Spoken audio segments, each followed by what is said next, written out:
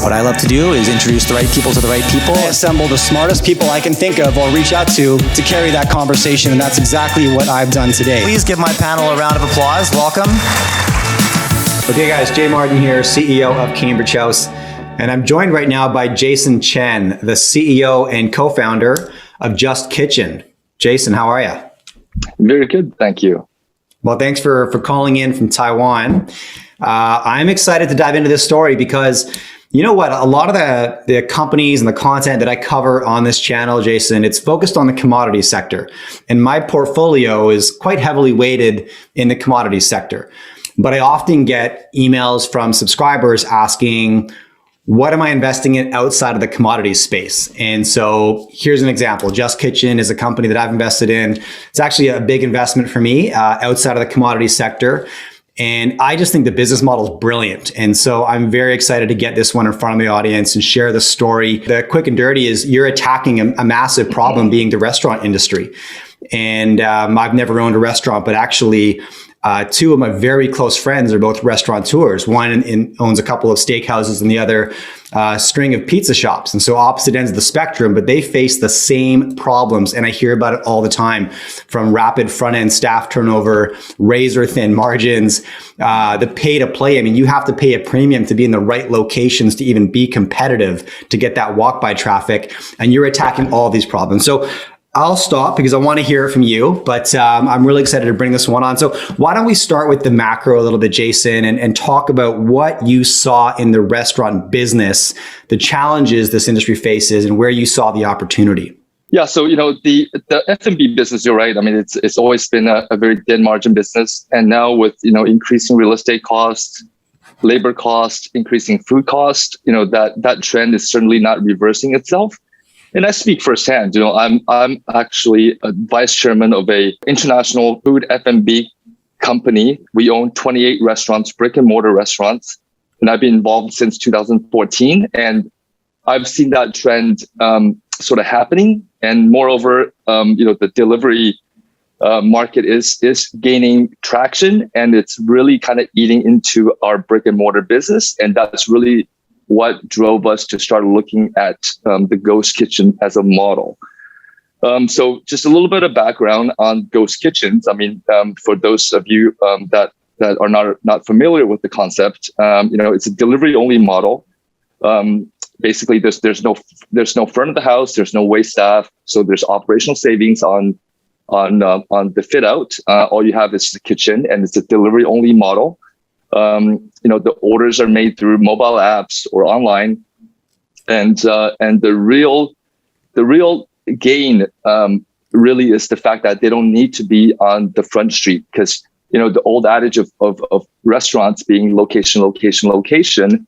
This case does not apply with ghost kitchens. And overall, the industry is growing so rapidly, and last year it really kind of took off. And the industry estimate is for it to be at $1 trillion USD by the end of 2030. So that's kind of the Ghost Kitchen.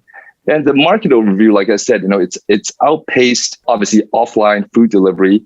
Moreover, it's outpacing the digital ordering online has grown 300% faster than dine-in traffic since 2014. So that's a real substantial growth. And today, 60% of the U.S. households are ordering from online delivery platforms, i.e. the Uber Eats of the world. Yeah. And here in Taiwan, it's even higher than that. We're running at about 72% here. So, everybody uses it, and I think all the audience can probably relate. This, I think most of us get on the app and order. Just the convenience factor of it is it's hands down. You can't really beat it, right? So we conclude that it is a habitual forming trend. We don't think it's going to be short lived. I think it's going to be changing the way people dine for the long term.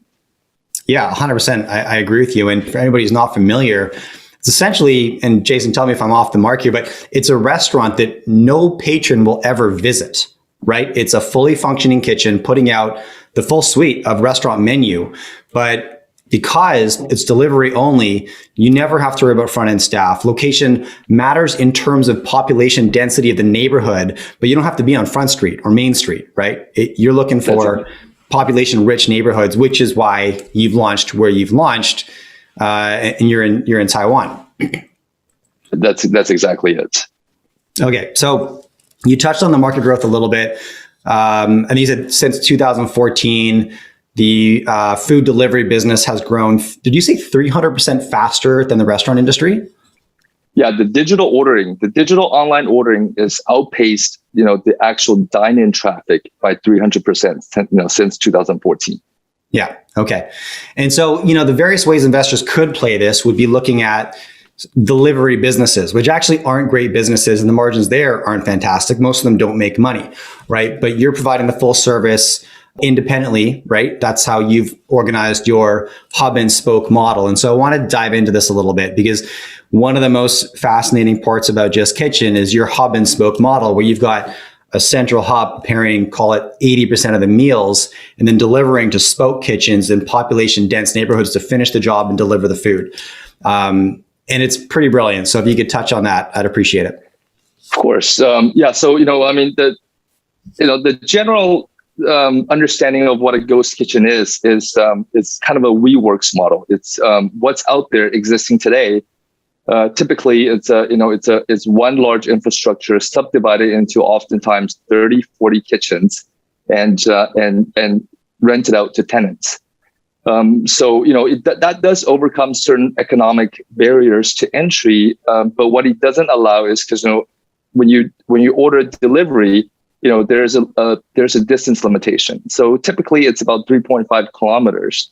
So in a way, if you're going to a co-working ghost kitchen space, it's really increasing the amount of offerings, but still within that 3.5 kilometer radius area.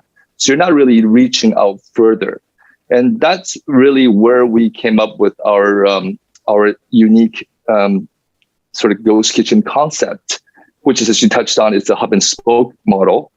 The way we do it, everything is data driven. So data driven in terms of location, data driven in terms of content, and we'll touch on that a little bit later. So the hub is basically a large format kitchen, with early food preparation. Everything takes place there. Meals are prepared to near completion. And then it gets sent out to our smaller spoke kitchens, strategically placed throughout Taiwan, and its job is the spoke's job is to complete the final meal preparation. So heating up, packaging, and be ready for pickup by the delivery by our delivery partners. And typically that only takes about 5 minutes. So orders are geolocated to each spoke that's nearest to the customers, and like I said, it's 5 minutes to pick up, and then delivery time is usually 20 minutes. So we can get our food to the hands of the customer in 20 to 25 minutes, sort of fresher, hotter, giving the customer more time to enjoy the food. Because usually when you order from a brick and mortar, it's 20, 25 minutes to prepare, plus 20 to 25 minutes to deliver. By the time he gets there, it's a 45 50-minute sort of journey. That's where we gain a lot of advantage in terms of speed. And so one thing that struck me is you can essentially build 7, 8 restaurant brands out of one spoke location, right? Because the restaurant brand only exists digitally. And so, me as the consumer, I may feel like Italian tonight, Cajun tomorrow, Chinese on a Wednesday. I don't know. They're all coming from the same location, but that's a massive efficiency, right? And so plus, like, the ability to just build a restaurant brand digitally saves all kinds of money when it comes to being the new kid on the block, the new hot brand that everybody wants to try.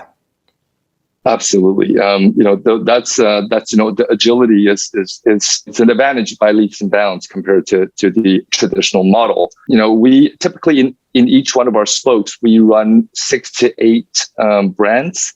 So as you can imagine, within a 3.5 kilometer circumference, we have 6 to 8 brands. So that gives us the digital real estate, 8 times greater than the traditional restaurant if you're a one-off. In the carousels of these apps, we're picked up a lot more. We have a lot more visibility just by virtue of having having on the multiplicity of brands. So yeah, so that's really unique for us. And then we have content that's unique in two different ways. We have our proprietary brands, and that goes to your comments on how agile we can be, because we use data to predict and to analyze with data analytics what that particular geography, what the consumers there want.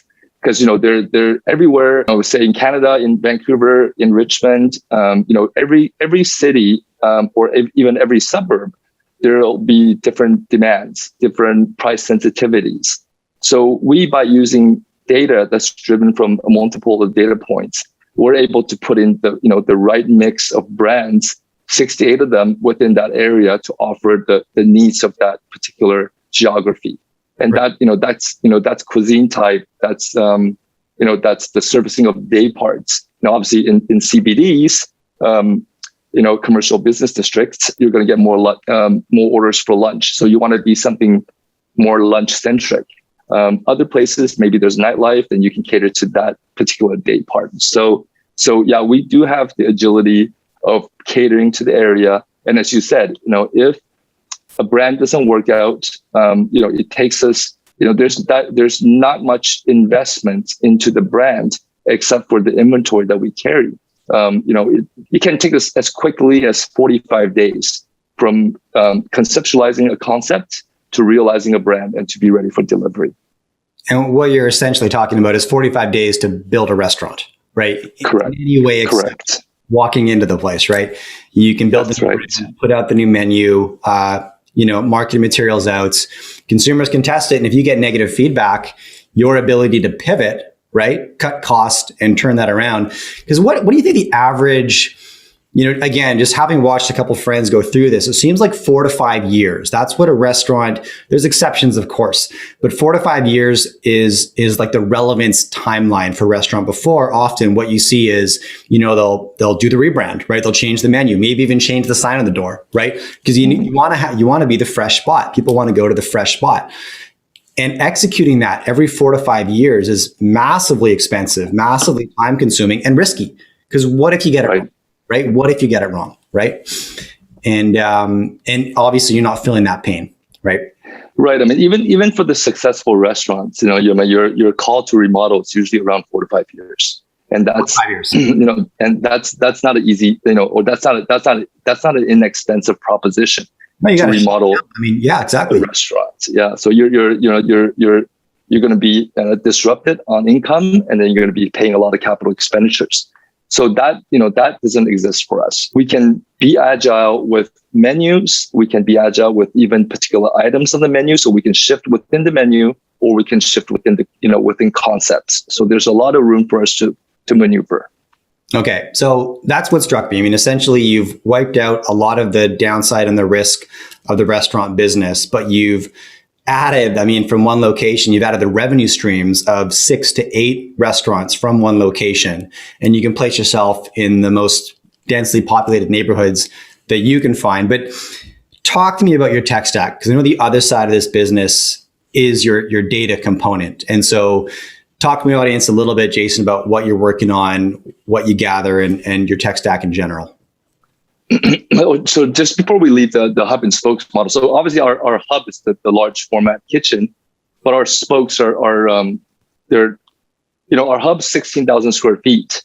Our spokes are 1,200 square feet. So they're much smaller. And then, obviously the real estate, not having to be in the front street, that's where we get a lot of advantage in operating. So I think it's important to point that out.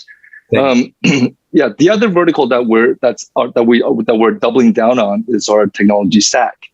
We have our own developed B2C mobile ordering app with functionalities to be implemented, like loyalty programs and reward programs, gamification, and subscription models. And these are basically direct to customer outreach programs, so we can keep them within our delivery, our brand ecosystem. With 20 brands to offer, we feel that if once we capture the customer, they can be within our ecosystem. If rewarded properly, they can order Chinese food. Today they can order hamburgers tomorrow, pizza the day after. So there's never a need to really go beyond our ecosystem. So that's our customer facing app. And in terms of the technology as to operations, we call it the full stack kitchen operation system. So we have a fully integrated technology system that's all the way from the POS, which is the point of sales, integrated into our ERP. And what that allows us to do is that allows us full visibility from everywhere from accounting to supply chain to inventory control. So as a result of that allows us to have better food cost control. It allows us to have ordering safety levels put in place so we know the right amount of inventory to carry at any given time, and that leads to less food wastage, better food safety oversight. So our system really is fully integrated with the intention to scale, because having multiple kitchens, multiple spokes, and then with our intent to scale into different geographies, it's really important to have that visibility oversight to make sure everything is tracked and everything is managed properly with inventory. That's a huge part of the kitchen offering in terms of our technology. And then thirdly, we have a virtual training program that everything is cloud-based.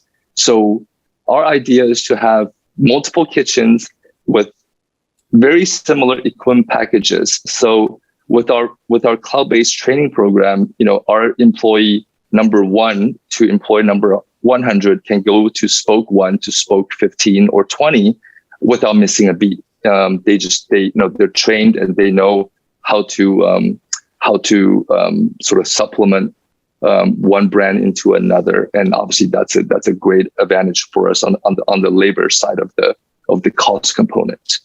And then lastly, there's the store brand integration technology of it. That allows us to remotely monitor the brands and the menus, and that's more to the data stack that we do, because like I said earlier, everything we do is data driven. And that obviously goes to the location of the spokes, but it also goes to the menu that we develop. We have multiple data points. We have business intelligence from our delivery partners like Uber Eats and Foodpanda. They tell us, they give us hot maps of, what areas are the highest traffic for online deliveries and what disparities there are in terms of food offerings. So we take that, and obviously we have, we're 60, 70,000 delivery orders a month. So we have a lot of consumer feedback. So we can take that data, integrate it with all the multiple data points. And then we are in a position to obviously to react to customer demands. So we can tweak our menus, we can tweak our concepts, but really the goal is to be ahead of what the consumer is wanting. It's almost a predictive analytical module that we're building. Okay. So that we can predict that, what kind of food offering do we want to put into a geography ahead of time. Okay, so I want to give you the chance to touch on your team a little bit. Who's advising on the data side? Talk to me a little bit about, maybe start with your COO, but let's get into a couple names. Sure. So we have a very interesting, diverse mix of skill sets from our management to our board of directors. So our COO, Ken Wu, he's a serial entrepreneur. He's had 3 very high-profile exits in the e-commerce space, and the most recent being in 2019. He sold the online grocery delivery business to Grubhub. So obviously that's very relevant to our business. So we're very lucky to have him join us. Another member, our co-founder, in fact, is a guy named Kai Huang. And Kai and I sort of conceptualized this business together. And Kai was the co-founder of a game that many of you may be aware of or know of, called Guitar Hero. So Kai brings in tremendous amount of expertise in terms of how do we penetrate a market, how do we scale, how do we get a product to into the hands of as many people as we want to. So these are, 2 of the key guys we work with, and obviously our CTO is very experienced in payment processing, in our data stack, and on our board of director side, we have guys that are very in tune with the Canadian capital markets. So we have a diverse, mixture of F&B like myself, technology, and finance. The interesting, sort of combination of all three. I think that's really one of the main reasons why we're able to drive our business forward as quickly as we have. We only started delivering last year. Yeah, right. Okay, so let's talk about the future a little bit then. What can investors who are looking at the story, Jason, expect to hear in terms of news flow and expansion? That's a great question. We started, like I said, we started delivering March of 2020. So it's been a year, and we have 13 locations now delivering, and we'll have 15 by the end of April. And our plan is to have 22 in Taiwan by the end of 2021 and 35 in 2022 in aggregate. We feel that's the number of spokes necessary to serve the island of Taiwan. And we've been doing this for a year, and it's kind of cookie cutting itself. We've proven the model out; it's working. So Taiwan is sort of on autopilot. We're really focusing now on international expansion. We have plans to go into Hong Kong, into Singapore, because we have local knowledge there. We have local partners there. We have understanding of the economics there. So these are our two low-hanging fruits, and we expect to be in those two markets in the second half of 2021. Also, we're looking at Philippines and the United States as our two markets of entering or potentially entering as well. And we have very strong strategic partners there that we're working with, we're discussing with. And also we're planning on going to those two countries in 2021. So there's a lot to expect from us in 2021. 4 countries of expansion, but we're excited about it. Okay, look, so that's what we can look forward to, and that's pretty near term. We're looking at Hong Kong and Singapore, something we can look forward to relatively soon. Jason, thanks for coming on. It was great to peel back the layers a little bit, get my audience behind the kimono of JustKitchen and what you're building and why I'm so excited about it, why I wrote a check. I'm very excited about what you're building. And it's a new listing for anybody who's just taking a look. The ticker is JK, listed in Canada, and we just began trading. So I want to have you back on maybe 6 months, check in on the expansion, on the geographic growth, and revisit the story, because you've been quite aggressive since you founded the company in 2019. And I know you're just getting started. So thanks for your time. I appreciate you coming on. Thank you very much. And I look forward to coming back on in 6 months or even sooner, the way we're going. So I love that. All right. Thank you very much.